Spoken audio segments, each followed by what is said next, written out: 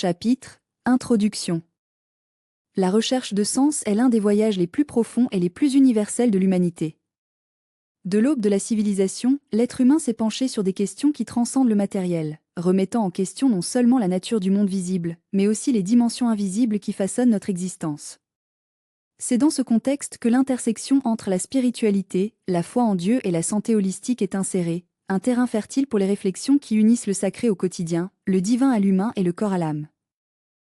Ce livre n'est pas destiné à être un manuel de réponse prêt à l'emploi, mais à une invitation à la contemplation. Ici, nous explorons comment la foi en quelque chose de plus grand que nous-mêmes peut être un fondement non seulement pour la santé spirituelle, mais aussi pour l'équilibre physique, émotionnel et mental. La spiritualité, lorsqu'elle est comprise dans son essence la plus pure, n'est pas un concept abstrait ou lointain, mais une force vivante qui imprègne toutes les dimensions de la vie.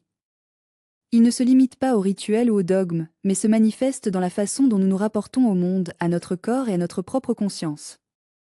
La spiritualité comme pont entre le visible et l'invisible. La spiritualité, dans sa forme plus large, peut être comprise comme la recherche d'un lien avec quelque chose de transcendant, que ce soit Dieu, l'univers, l'énergie cosmique ou l'essence même de la vie. Il n'est pas nécessairement lié à une religion spécifique, bien qu'elle trouve souvent une expression en eux. Ce qui le définit avant tout, c'est l'ouverture du mystère, l'humilité face à l'inconnu et la volonté de cultiver une vie intérieure plus profonde. Lorsque nous parlons de santé holistique, nous nous référons à un paradigme qui va au-delà de la médecine conventionnelle, reconnaissant que l'être humain est un tout intégré.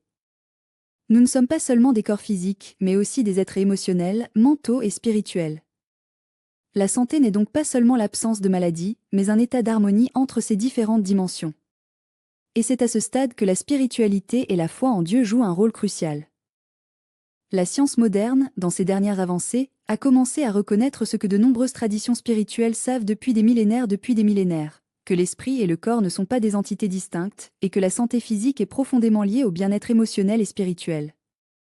Des études ont montré, par exemple, que des pratiques telles que la méditation, la prière et la culture de gratitude peuvent avoir des effets mesurables sur la santé, réduisant le stress, renforçant le système immunitaire et même prolongeant la vie. La foi comme fondement de la santé holistique. La foi en Dieu, ou dans un principe supérieur, n'est pas seulement une question de croyance abstraite, mais une force qui peut transformer notre façon de vivre. Il nous offre un sens de l'objectif, une raison de passer à autre chose face à l'adversité. Lorsque nous pensons qu'il y a un plan plus large, que notre existence n'est pas un accident, mais qui fait partie d'un dessein divin, nous trouvons le courage de faire face aux défis de la vie plus de résilience. Cependant, il est important de faire la distinction entre la foi authentique et la religiosité superficielle. Le premier est né d'une véritable rencontre avec le sacré, d'une expérience intérieure qui transforme la personne à l'intérieur. Le second, en revanche, peut être juste une adhésion au rituel vide, dépourvu de sens profond. Une vraie foi n'est pas dogmatique, mais ouverte au dialogue, ce n'est pas rigide, mais fluide, il n'est pas imposé, mais à vécu. Lorsque cette foi s'intègre à la santé holistique, elle devient un pilier fondamental. Elle nous rappelle que prendre soin du corps est également un acte de révérence pour le divin, car le corps est le temple où l'âme habite. Il nous apprend que les émotions ne sont pas seulement des réactions chimiques, mais aussi des messages d'âme qui doivent être entendus et équilibrés. Cela nous montre que l'esprit, lorsqu'il est aligné sur les principes spirituels, peut être un outil puissant pour la guérison et la transformation. Le voyage vers l'ensemble. Ce livre est une invitation à un voyage de connaissance de soi et d'intégration. Il ne s'agit pas de choisir entre la raison et la foi, entre la science et la spiritualité, mais de reconnaître que les deux peuvent coexister et compléter.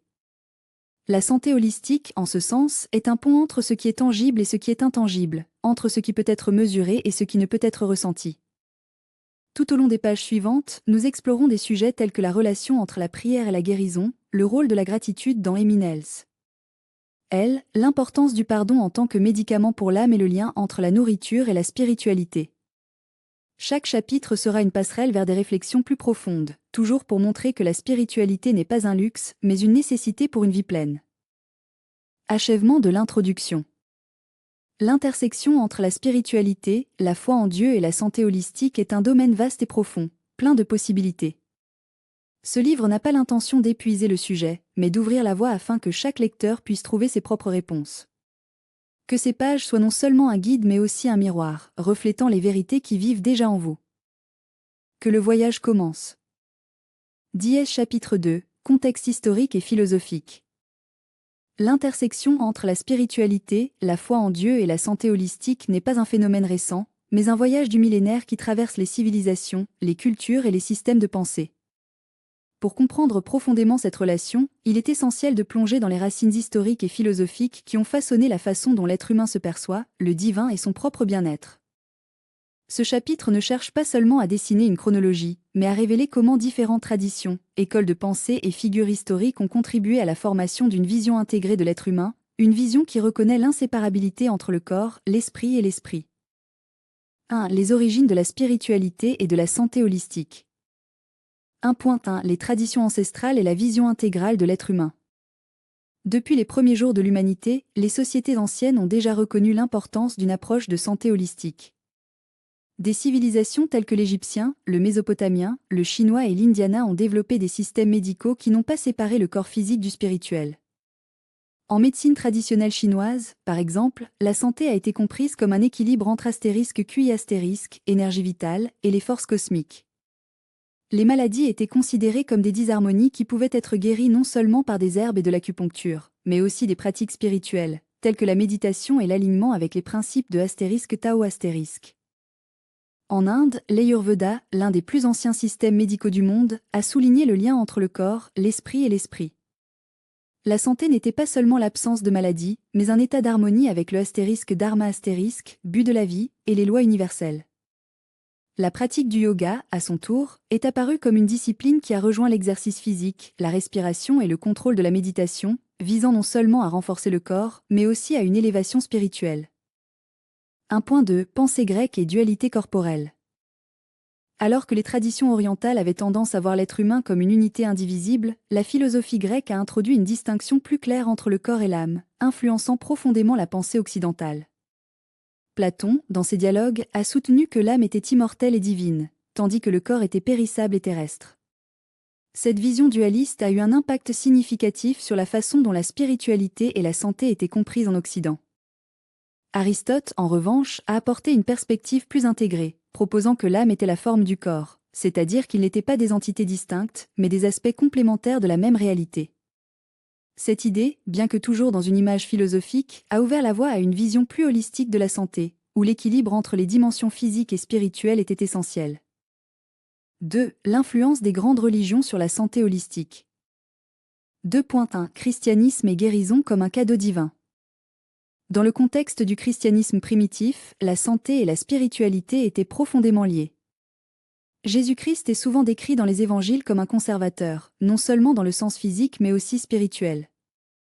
La foi était considérée comme un élément essentiel pour la restauration de la santé, et la prière était considérée comme un outil puissant pour la guérison. Tout au long du Moyen Âge, l'Église catholique a joué un rôle central en médecine, les monastères servant de centres de connaissances médicales et spirituelles. Cependant, au fil du temps, la médecine a commencé à se séparer de la théologie, en particulier avec l'avènement de la science moderne. Pourtant, l'idée que la santé était un don divin restait présente dans de nombreuses traditions chrétiennes, en particulier dans des mouvements tels que la guérison par la foi, qui a refait surface durement au XXe siècle. 2.2 Islam et médecine prophétique. Dans le monde est. Le Lamem, la médecine et la spiritualité ont toujours été interconnectés. Le prophète Mohammed, qui est la paix avec lui, est connu pour avoir enseigné les principes de santé préventifs, notamment l'hygiène, une alimentation équilibrée et l'utilisation de plantes médicinales. La médecine islamique classique, développée par des figures telles que Avicenna, Ibn Sina, a vu le corps comme un temple qui devrait être soigné en harmonie avec des préceptes divins.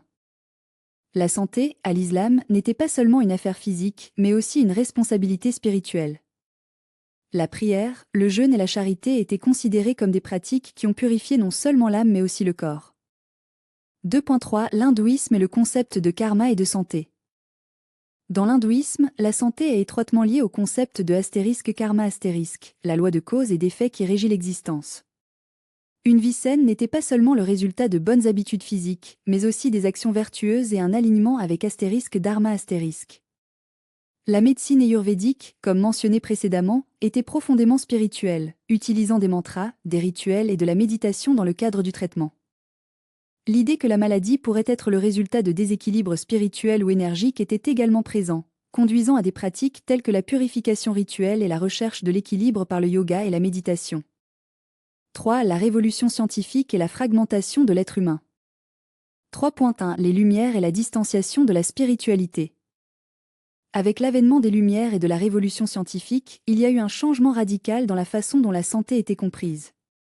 La méthode scientifique, basée sur l'observation et l'expérimentation empirique, a commencé à maîtriser la médecine, conduisant à une approche de plus en plus matérialiste et réductionniste.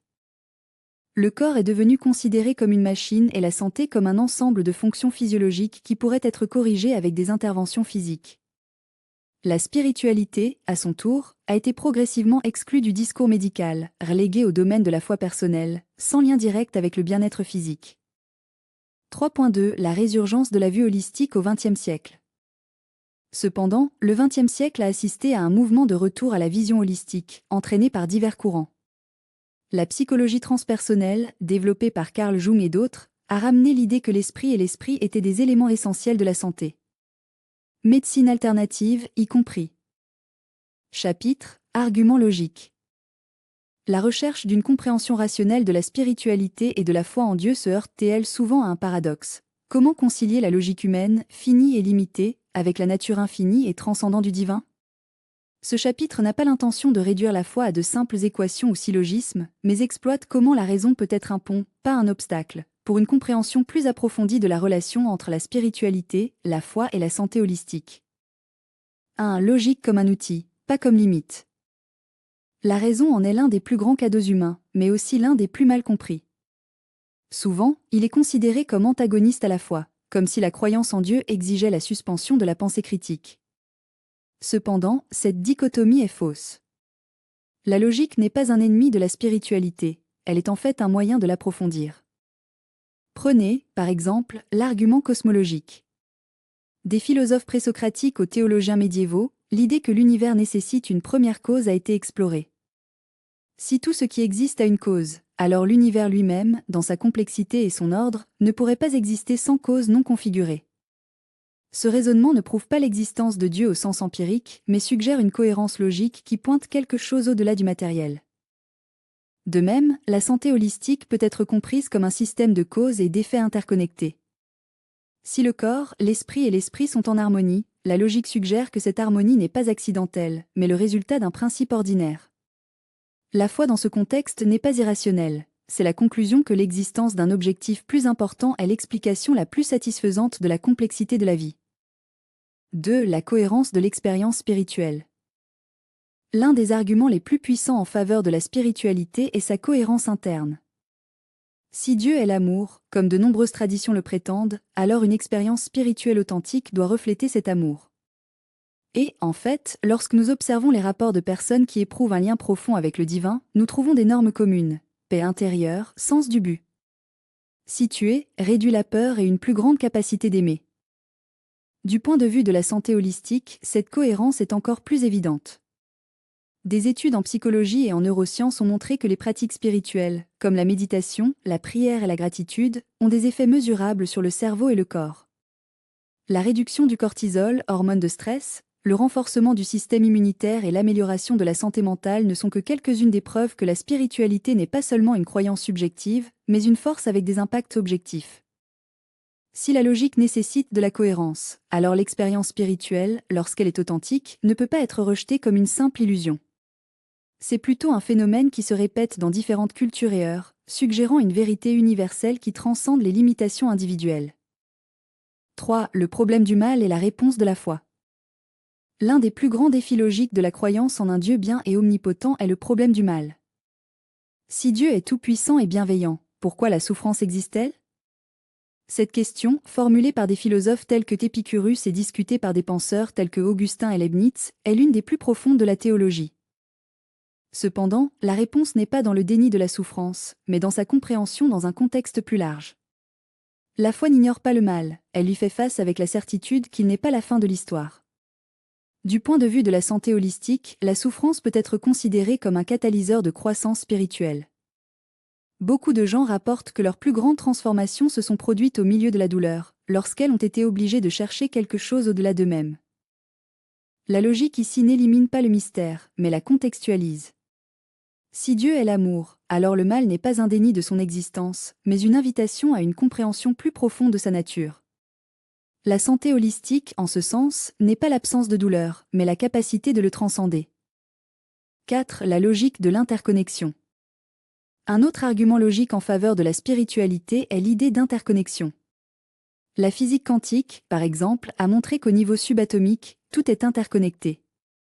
Cette découverte scientifique fait écho à ce que de nombreuses traditions spirituelles ont déjà réclamé depuis des millénaires. Cette séparation est une illusion et que, finalement, tout en est un.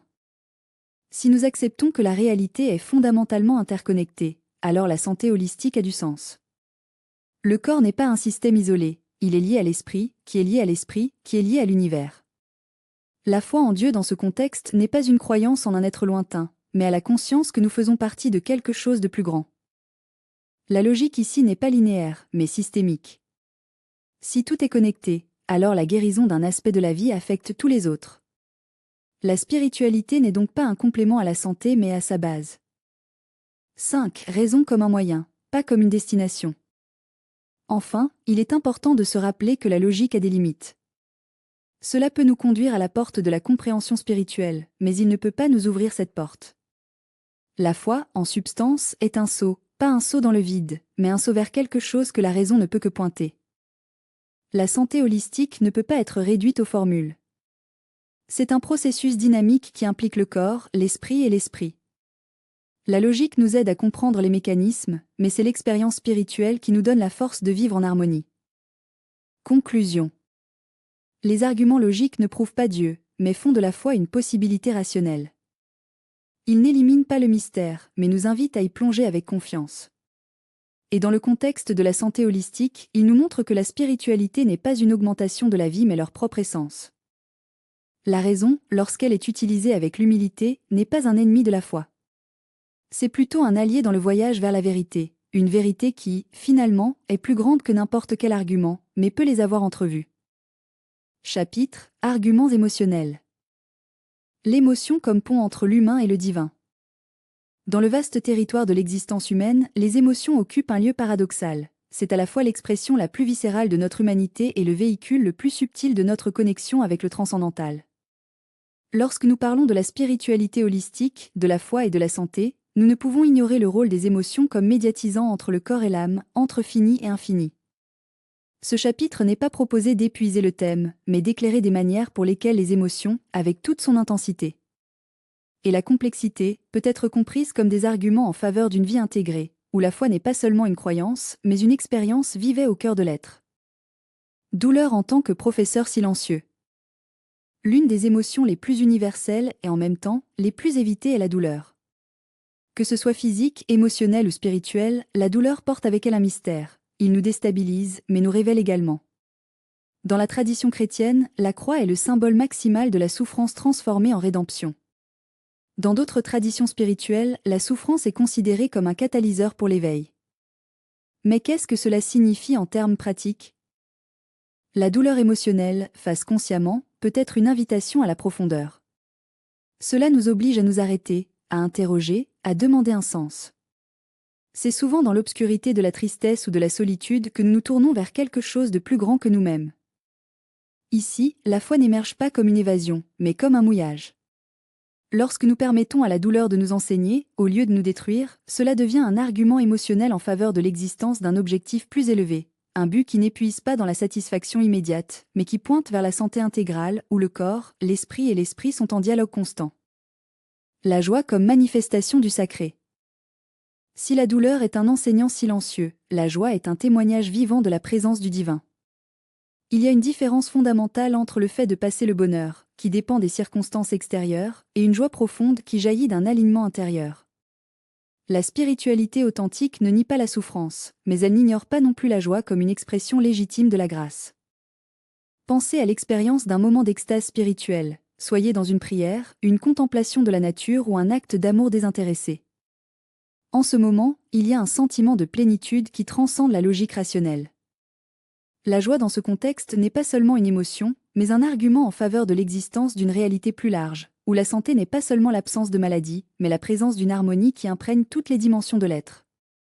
Peur et confiance, un dialogue intérieur. La peur est une autre émotion qui nous paralyse souvent, mais lorsqu'elle est comprise, elle peut devenir un portail de transformation. Dans le voyage spirituel, la peur apparaît souvent comme une ombre de doute, la peur de ne pas être digne, la crainte que Dieu, ou l'univers, ne nous écoute pas, craignant que notre foi ne soit insuffisante. Cependant, c'est précisément dans ce conflit que la confiance devient un acte de courage. La santé holistique exige que nous faisons face à nos peurs non pas avec le déni, mais avec la volonté de compter sur quelque chose au-delà de nous-mêmes. Ici, la foi n'est pas l'absence de peur, mais la décision d'avancer malgré elle. Lorsque nous nous permettons de ressentir la peur sans être dominés par cela, nous faisons de la place à une confiance qui n'est pas aveugle, mais sur la base d'une expérience intérieure que nous sommes soutenus par quelque chose de plus grand. La colère et la purification de l'esprit. La colère est peut-être l'émotion la plus mal comprise dans le contexte spirituel. Il est souvent considéré comme quelque chose à supprimer, comme si la spiritualité nécessitait une sérénité constante. Cependant, la colère, lorsqu'elle est consciemment canalisée, peut être une force de purification. Cela nous signale quand quelque chose n'est pas aligné, si une injustice, une trahison ou une profonde frustration. Le défi n'est pas d'éliminer la colère mais de le transformer. Dans la tradition biblique, nous voyons des exemples de prophètes qui ont exprimé l'indignation à l'injustice, mais qui savaient aussi diriger cette énergie à la construction de quelque chose de plus grand. Dans la santé holistique, la colère inégalée peut devenir un poison, mais lorsqu'elle est reconnue et transmutée, elle peut devenir un argument émotionnel en faveur d'une action équitable et compatissante. L'amour comme base pour tout. S'il y a une émotion qui synthétise l'intersection entre la spiritualité, la foi et la santé holistique, cette émotion est l'amour. Pas l'amour romantique ou conditionnel, mais l'amour comme un principe cosmique, qui soutient toute chose, guérit, s'unit, transcende. L'amour, dans sa forme la plus pure, est l'expression la plus proche que nous ayons du divin. Quand nous aimons, non seulement nous ressentons, mais nous faisons partie de quelque chose de plus grand. La science a déjà prouvé que l'amour, sous la forme de compassion, de gratitude ou de connexion, a des effets profonds sur la santé physique et émotionnelle. Mais au-delà des avantages mesurables, l'amour est aussi un argument émotionnel en faveur de l'existence de Dieu, car il ponta à une réalité où la séparation est illusoire et l'unité est l'essence de tout. Conclusion, les émotions comme un moyen, pas comme une destination. Les émotions ne sont pas des obstacles sur le voyage spirituel, mais des compagnons de voyage. Ce ne sont pas des signes de faiblesse, mais de l'humanité, et c'est précisément dans cette humanité que le divin se révèle. Lorsque nous permettons à nos émotions d'être non seulement ressenties, mais comprises dans leur profondeur, elles deviennent de puissants arguments en faveur d'une vie intégrée, où la foi, la spiritualité et la santé holistique ne sont pas des concepts abstraits, mais des réalités vécues. Dans ce chapitre, nous explorons la douleur, la joie, la peur, la colère et l'amour non comme des émotions isolées, mais comme des parties d'un dialogue continu entre l'humain et le sacré. La vraie santé n'est pas l'absence d'émotions difficiles, mais la capacité de les traverser avec conscience, sachant que chacun porte une leçon, une invitation et... Chapitre, argument existentiel. L'existence humaine est un mystère qui remet en question toute tentative de réduire les formules simplistes. Nous vivons dans un seuil constant entre fini et l'infini, entre le tangible et le transcendant, et c'est dans cette tension que la spiritualité apparaît comme un pont entre ce que nous sommes et ce que nous pourrions être. Mais comment justifier, dans un monde de plus en plus dominé par la raison instrumentale et le matérialisme, la croyance en quelque chose qui va au-delà de la vérifiable empirique? Ce chapitre ne cherche pas à offrir des preuves définitives, mais à explorer les arguments existentiels qui soutiennent la foi en Dieu et sa relation avec une vision holistique de la santé. 1. Le vide et la recherche de sens. L'être humain est, par nature, un être à la recherche de sens. Viktor Frankl, dans son travail Man à la recherche de sens a montré que même dans les conditions les plus inhumaines, comme les camps de concentration nazis, la survie psychologique dépendait de la capacité de trouver un objectif. Ce vide existentiel, que beaucoup éprouvent dans la modernité, n'est pas seulement une crise individuelle, mais un symptôme d'une civilisation qui, en la priorisant à propos de l'être, a oublié de demander « Pourquoi ? » La spiritualité se pose comme une réponse à cette question. La foi en Dieu n'est pas seulement un réconfort, mais une structure qui donne un sens à la douleur, à la joie, à la vie et à la mort. Lorsque quelqu'un croit que son existence est insérée dans un plan plus large, la santé mentale et émotionnelle gagne une nouvelle base. Il ne s'agit pas de nier la souffrance, mais de le transcender, de comprendre que cela peut avoir un sens dans un récit plus large. 2. L'expérience de la santé sacrée et holistique. Rudolf Otto, dans Sacred Astérisque, décrit l'expérience religieuse comme une rencontre avec les lumineux astérisques, quelque chose qui est à la fois fascinant et terrible qui nous attire et nous fait peur. Cette expérience n'est pas simplement intellectuelle, mais elle implique le corps, l'émotion et l'esprit. Lorsque quelqu'un fait face au sacré, une transformation qui affecte toutes les dimensions de la santé se produit. La médecine moderne commence à reconnaître ce que les traditions spirituelles ont toujours su, que l'être humain n'est pas un ensemble de parties isolées, mais un ensemble intégré. La foi, lorsqu'elle est vécue de manière authentique, peut réduire le stress, renforcer le système immunitaire et favoriser un sentiment de paix intérieure.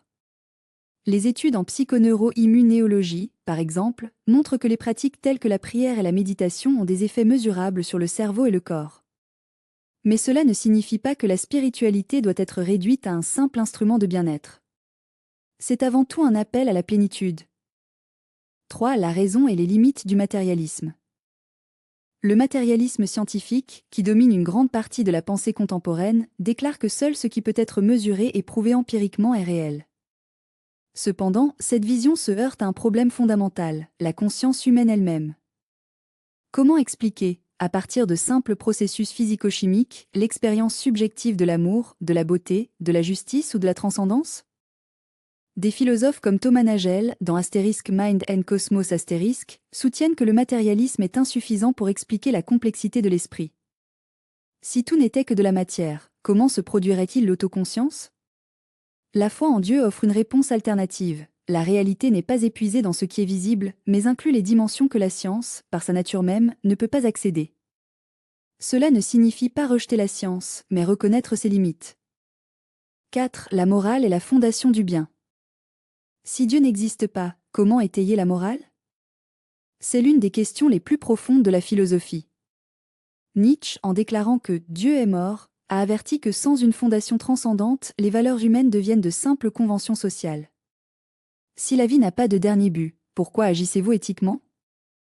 La spiritualité offre une réponse. La moralité n'est pas une invention humaine, mais l'expression d'un ordre supérieur. Lorsque quelqu'un croit que ses actions ont non seulement des conséquences terrestres mais éternelles, la santé morale de la société est renforcée. La foi n'est pas un ensemble de règles arbitraires, mais une invitation à vivre en harmonie avec une vérité plus profonde. 5. La mort et l'espoir de transcendance. La mort est le grand tabou de la modernité. Nous vivons dans une société qui essaie de le nier, de reporter son inévitabilité avec les avancées médicales ou de lui en distraire avec le consumérisme. Cependant, la spiritualité fait face à la mort à venir, non pas comme une fin absolue, mais comme un passage. La croyance en Dieu et dans l'au-delà n'est pas une évasion, mais une façon de donner un sens à la finitude. Lorsque quelqu'un comprend que son existence ne se termine pas par le dernier soupir, l'anxiété face à la mort diminue. Cela ne signifie pas que le deuil ou la tristesse disparaît, mais qu'ils sont vécus dans une perspective d'espoir. Conclusion, la foi comme voie de plénitude. Les arguments existentiels en faveur de la spiritualité et de la foi en Dieu ne sont pas des preuves au sens scientifique, mais ce sont des réponses profondes aux questions les plus urgentes de l'existence. Ils ne nient pas la raison, mais le transcendent, reconnaissant qu'il y a des mystères que l'esprit humain ne peut pas épuiser. La santé holistique dans ce contexte n'est pas seulement l'absence de maladie, mais la présence de sens. Lorsque le corps, l'esprit et l'esprit sont alignés vers un plus grand but, la vie devient non seulement supportable mais pleine. Et c'est dans cette rencontre entre l'humain et le divin que nous trouvons non seulement des réponses, mais le courage de continuer à demander. Ce chapitre explore l'intersection entre la philosophie, la spiritualité et la santé profondément, en évitant les répétitions et en offrant une réflexion originale sur la foi en réponse aux grands dilemmes existentiels. Chapitre « Réflexion profonde ». Le voyage spirituel est, en substance, une recherche de profondeur. Il ne s'agit pas seulement d'atteindre les réponses, mais de plonger dans les questions qui nous habitent, leur permettant de nous transformer. Dans ce chapitre, nous invitons le lecteur à transcender les couches superficielles de l'existence et à explorer les dimensions les plus intimes de l'âme, où la foi, la santé et la spiritualité s'entrelacent de manière indissoluble. La profondeur du silence intérieur. Dans un monde plein de bruit, le silence devient un refuge sacré. Ce n'est pas un silence vide, mais celui qui résonne avec la voix de sa propre âme. De nombreuses traditions spirituelles soulignent l'importance du souvenir intérieur comme moyen de se connecter avec le divin. Dans le christianisme, par exemple, la pratique de la prière contemplative cherche précisément cet état d'immobilité, où l'esprit toujours lui-même et le cœur s'ouvrent sur la présence de Dieu. Mais le silence n'est pas seulement un état d'absence de son, c'est un espace où la conscience se développe. Lorsque nous nous permettons de se taire, nous commençons à percevoir les couches les plus subtiles de notre existence. La santé holistique, en ce sens, n'est pas seulement l'absence de maladie, mais la capacité d'entendre le corps, l'esprit et l'esprit en harmonie. Le silence nous enseigne que la guérison commence souvent lorsque nous cessons de nous battre et de nous laisser simplement être astérisque. La foi comme pont entre le visible et l'invisible. La foi est souvent mal comprise comme une croyance aveugle ou une adhésion dogmatique à un ensemble de doctrines. Cependant, dans sa forme la plus pure, la foi est un pont entre le visible et l'invisible, un lien qui nous relie au mystère qui transcende la raison. Il ne nie pas la logique, mais reconnaît qu'il y a des dimensions de réalité qui ne peuvent pas être complètement capturées par elle. Lorsque nous parlons de santé holistique, la foi joue un rôle fondamental. Il ne remplace pas la médecine ou la science, mais les complète, offrant un sentiment plus large de guérison. La foi nous rappelle que nous sommes plus que des corps physiques, nous sommes des êtres spirituels dans un voyage terrestre. Et c'est cette conscience qui nous donne souvent la force de faire face à la maladie, à la douleur émotionnelle et aux crises existentielles. L'alchimie de la douleur. La douleur, physique, émotionnelle ou spirituelle, est l'une des expériences les plus universelles de condition humaine. Nous essayons souvent de l'éviter à tout prix, comme s'il s'agissait d'un signe d'échec ou d'une punition. Cependant, les traditions spirituelles nous apprennent que la douleur peut être un maître puissant. Cela nous brise pour nous reconstruire, nous vide pour nous remplir de quelque chose de nouveau. Du point de vue holistique, la douleur n'est pas seulement un symptôme à éliminer, mais un signe que quelque chose en nous crie à l'attention. Cela peut être un appel à changer les habitudes, pardonner, à se rendre à une vérité plus profonde. La foi dans ce contexte nous aide à trouver un sens même dans la souffrance. En tant que Viktor Frankl, le survivant de l'Holocauste l'a écrit, « Lorsque nous ne pouvons pas changer de situation, nous sommes mis au défi de nous changer. » L'unité d'être, le corps, l'esprit et l'esprit. L'une des plus grandes illusions de la modernité est la séparation entre le corps, l'esprit et l'esprit. La santé holistique nous invite à reconnecter ces dimensions, reconnaissant que ce qui affecte inévitablement les autres. Un déséquilibre émotionnel peut se manifester comme une maladie physique, une crise spirituelle peut conduire à l'épuisement mental. La spiritualité, lorsqu'elle a vécu de manière intégrée, nous aide à percevoir cette unité. La prière, la méditation, la gratitude et la connexion avec la nature ne sont pas seulement des exercices spirituels, mais aussi des outils de guérison. Ils nous rappellent que nous faisons partie d'un ensemble plus grand et que notre santé dépend de cette conscience de l'interconnexion. La recherche du sacré dans la vie quotidienne. Nous imaginons souvent le sacré comme quelque chose de distant, réservé au temple, aux rituels ou aux moments spéciaux. Cependant, la vraie spiritualité se révèle dans la vie quotidienne, dans le geste de compassion, dans l'apparence de la gratitude, en train de prendre soin de soi et de l'autre. La foi en Dieu ne se limite pas aux grandes révélations, il se manifeste dans les petits choix que nous faisons chaque jour. La santé holistique, en ce sens, est également une pratique quotidienne. C'est le choix des aliments qui nourrissent non seulement le corps mais aussi l'âme. C'est cultiver des pensées qui soulèvent au lieu d'emprisonner. Il reconnaît que chaque souffle est un cadeau et que chaque étape est une occasion de s'aligner sur le divin. Conclusion, l'invitation à la profondeur. Ce chapitre n'est pas destiné à offrir des réponses définitives, mais à ouvrir les portes à des réflexions plus profondes. La spiritualité, la foi et la santé holistique ne sont pas des concepts statiques, ce sont des expériences vivantes qui se déroulent alors que nous nous permettons de les explorer. Puissions-nous ensuite plonger dans ces eaux profondes avec courage et humilité, sachant que chaque question nous rapproche un peu de la vérité qui habite déjà en nous. Car à la fin, le voyage spirituel ne consiste pas à trouver quelque chose en dehors de nous, mais à reconnaître le sacré qui a toujours été à l'intérieur. Astérisque, la profondeur de l'âme n'est pas mesurée par ce que nous savons, mais pour ce que nous sommes prêts à remettre en question. Astérisque. Chapitre, conclusion, la voie complète. Lorsque nous arrivons à la fin de ce voyage, nous ne sommes pas confrontés à une fin, mais à un seuil. L'intersection entre la spiritualité, la foi en Dieu et la santé holistique n'est pas une destination, mais un chemin continu, une danse sacrée entre fini et l'infini, visible et invisible. Si les chapitres précédents étaient des graines plantées sur le sol de la réflexion, cette conclusion leur est l'invitation à germer non seulement dans l'intellect, mais dans le cœur et l'action. La vie, en substance, est un mystère qui se déroule en couches.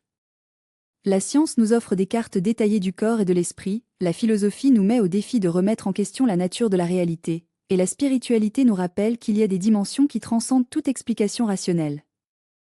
Cependant, c'est dans la synthèse de ces perspectives que nous trouvons la vraie sagesse.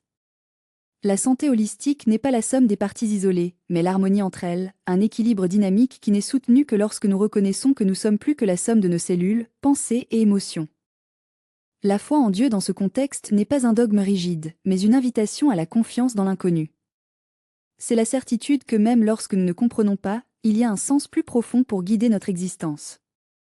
Cette foi ne nie pas la raison, mais la transcende, permettant à l'esprit de reposer dans la certitude qu'il y a un plus grand but.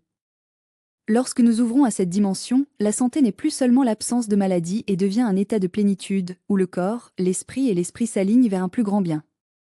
L'un des plus grands défis de l'humanité moderne est le fragmentation. Nous vivons à une ère de spécialisation extrême, où chaque aspect de la vie est analysé de manière isolée. La médecine traite le corps comme une machine, la psychologie se concentre sur l'esprit comme un système indépendant, et la spiritualité est souvent reléguée dans un coin, comme s'il s'agissait d'un luxe ou d'une évasion de la réalité. Mais la vraie santé nous oblige à reconnecter ces fragments. Le corps n'est pas un véhicule jetable, l'esprit n'est pas un ordinateur froid et l'âme n'est pas une illusion.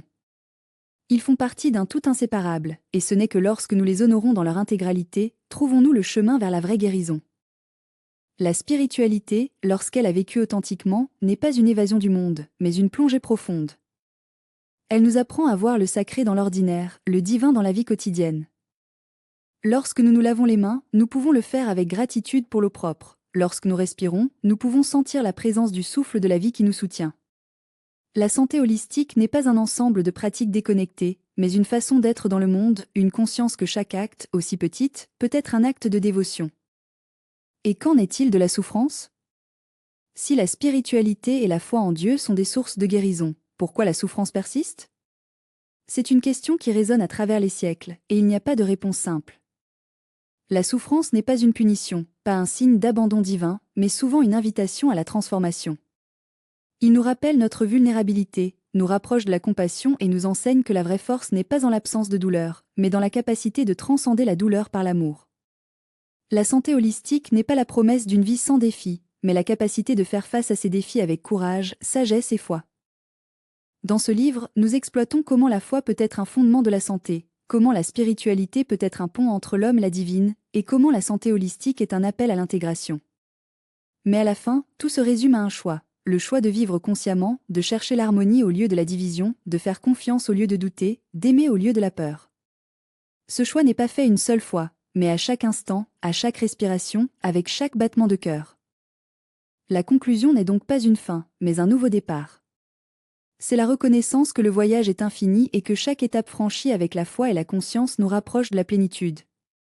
Puissions-nous emporter avec nous non seulement les idées partagées ici, mais le courage de les vivre, l'humilité de reconnaître qu'il y a toujours plus à apprendre, et la certitude que, au fond, tout est connecté. Puissions-nous être guéris et guéris, des moteurs de recherche étrouvés, et que, surtout, nous pouvons vivre avec la certitude que la vie, en substance, est sacrée. Et donc, avec gratitude, nous fermons ce cycle, pas comme un adieu, mais comme un jusqu'à bientôt. Pour la vraie connaissance, ne se termine pas dans les pages d'un livre, mais se déroule dans la vie de ceux qui les lisent. Que les mots écrits ici échoent non seulement dans l'esprit mais dans le cœur, et que le voyage continue, toujours vers la lumière, toujours vers l'ensemble.